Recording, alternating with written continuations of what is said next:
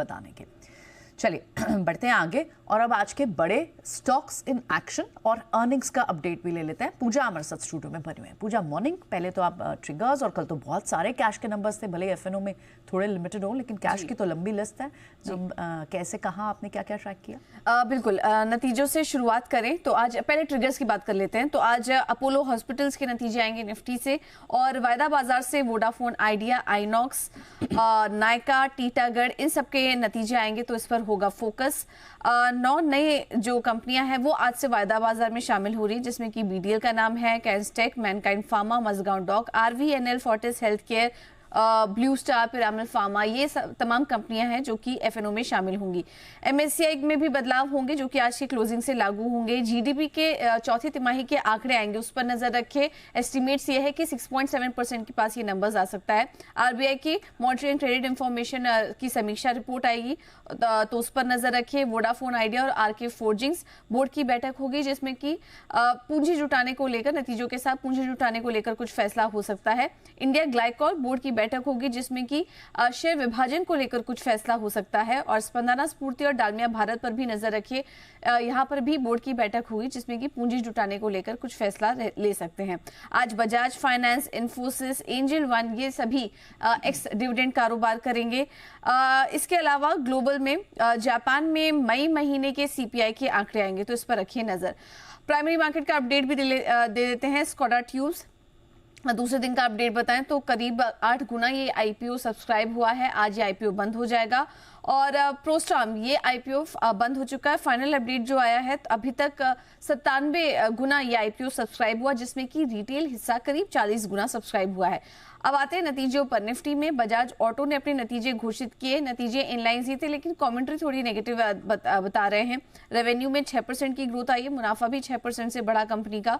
वायदा बाजार से प्रेस्टीज एस्टेट्स नतीजे निराशाजनक, रेवेन्यू में करीब 30% की गिरावट है, मुनाफा 80% से ज्यादा घटा कंपनी का। एसजीवीएन के नतीजे नंबर्स अनुमान से बेहतर हैं, रेवेन्यू में करीब 4% की ग्रोथ है और मुनाफे से घाटे में आ चुकी है कंपनी। मार्जिन में भी 47% के आसपास ये आंकड़े स्टेबल रहे। एनबीसीसी के नतीजे मिले जुले हैं, नंबर्स अच्छे हैं लेकिन पैट में एक एक्सेप्शनल लॉस हुआ है, जिसके चलते मुनाफा जो है वो अनुमान से कम बढ़ा है, लेकिन ओवरऑल नंबर्स अच्छे दिखाई दे रहे हैं। रेवेन्यू 16% बढ़ी है, मुनाफे में भी 30% की ग्रोथ इस बार दर्ज हुई। अब आते हैं नतीजों पर। अमर राजा बैटरीज नतीजे निराशाजनक, रेवेन्यू में 5% की बढ़त है लेकिन मुनाफा 30% घटा कंपनी का।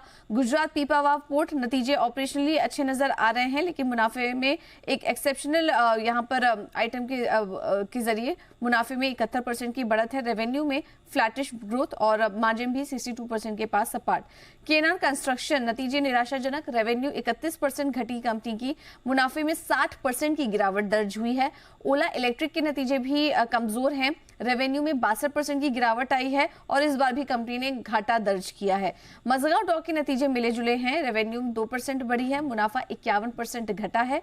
और सेंको गोल्ड्स नंबर्स स्ट्रॉन्ग नजर आ रहे हैं पैमाने पर, रेवेन्यू में 21% की ग्रोथ है और मुनाफे में करीब 90% की ग्रोथ कंपनी ने दर्ज की।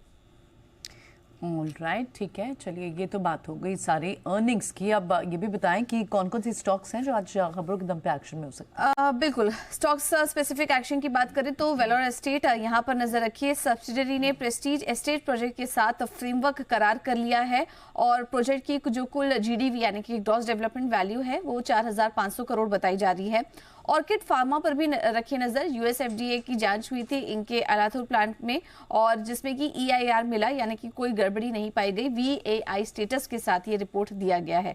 आरवीएनएल ने टेक्समेको रेल के साथ करार कर लिया है। रोलिंग स्टॉक वर्कशॉप की मैन्युफैक्चरिंग और ऑपरेशन के लिए करार हुआ है। और आखिर में बात करते हैं कैस्ट्रॉल की। मीडिया रिपोर्ट्स पर एक्सचेंज ने सफाई मांगी है, कंपनी ने डायरेक्ट बातचीत का खंडन किया है। पेरेंट बीपीपीएलसी के स्ट्रैटेजिक रिव्यू की जानकारी यहाँ पर हुई थी जिसके चलते कंपनी ने सफाई दी है।